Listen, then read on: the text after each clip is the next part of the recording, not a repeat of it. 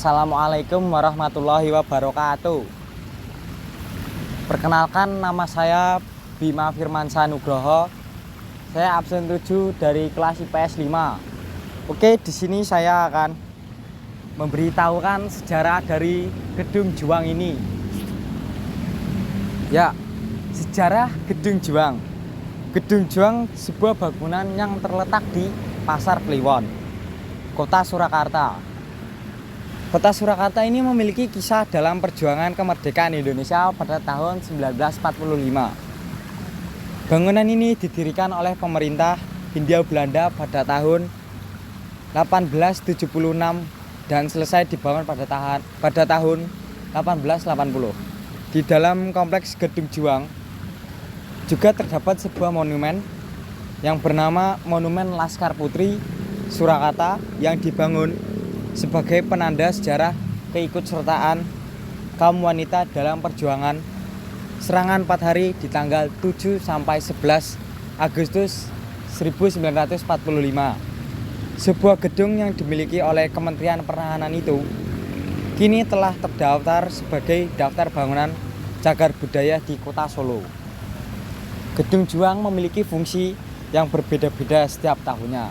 Meskipun begitu, gedung tersebut tak luput dari cerita sejarah dan menjadi saksi bisu dalam perjuangan kemerdekaan Republik Indonesia. Berikut cerita sejarah di balik megahnya Gedung Juang yang berdiri kokoh di tengah-tengah kota Solo.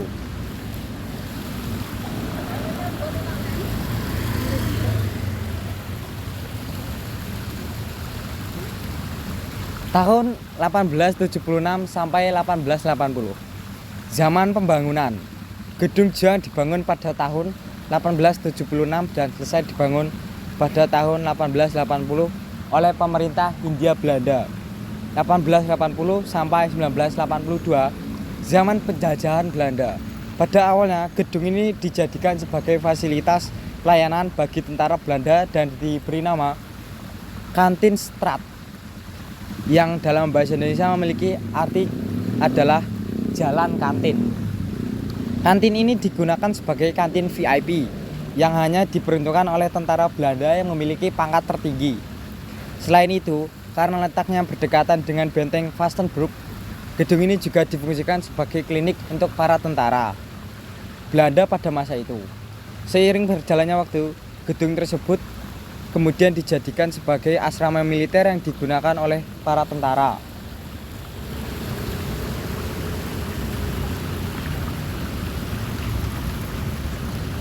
Hal ini dikarenakan pada awal abad 20, benteng Vastenburg tidak lagi mampu menampung para tentara Belanda. 1942 sampai 1945, zaman penjajahan Jepang. Di masa pendudukan Jepang, Gedung Juang tersebut sempat dikuasai oleh pasukan Nippon dengan sebutan Senkokan. Pasukan Jepang yang menyebut dirinya dengan Senkokan menggunakan Gedung Juang sebagai markas dan barak militer. Namun setelah 3 tahun berselang, gedung tersebut berhasil direbut oleh pejuang-pejuang Indonesia yang bergabung dalam resimen-resimen. Peristiwa tersebut menjadi cikal bakal terbentuknya Brigif 6 dengan nama Resimen 26 pada masa Perang Kemerdekaan 1945, zaman kemerdekaan. Setelah berhasil direbut kembali pada masa kemerdekaan, awal mulanya Gedung Juang tersebut digunakan sebagai kegiatan kemanusiaan yang kemudian menjadi panti asuhan bagi anak-anak korban perang. 1945 sampai 1949 digunakan sebagai fasilitas pendidikan.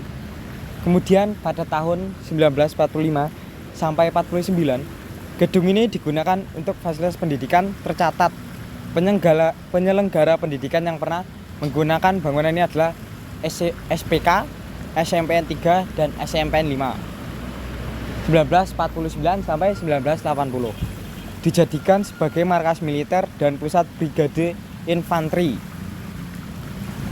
6. Gedung peninggalan kolonial Belanda tersebut digunakan sebagai markas militer Kesatuan Tentara Nasional Indonesia atau yang biasa disebut adalah TNI sejak tahun 1949. Pada masa perkembangannya antara tahun 1970 hingga 1980-an, Gedung Juang ini digunakan sebagai tempat pelatihan keprajuritan dan pusat Brigade Infanteri 6 Trisakti Baladaya Kostrat untuk wilayah Kerasidenan Surakarta. 1980 sampai 2019 dijadikan sebagai Gedung Dewan Harian Cabang atau DHC Solo.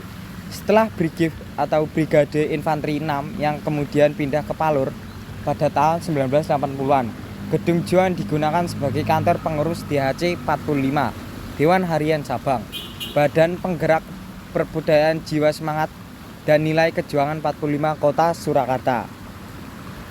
DHC 45 merupakan salah satu perkumpulan yang dibentuk secara resmi dan diakui oleh pemerintah dari para veteran perang kemerdekaan Indonesia untuk menghimpun semua para pensiunan atau veteran perang yang ada dan tinggal di wilayah Surakarta. Itulah cerita perkembangan sejarah yang dimiliki oleh Gedung Juang 45 Solo. Meskipun sudah termakan usia, gedung tersebut masih berdiri kokoh hingga sekarang ini.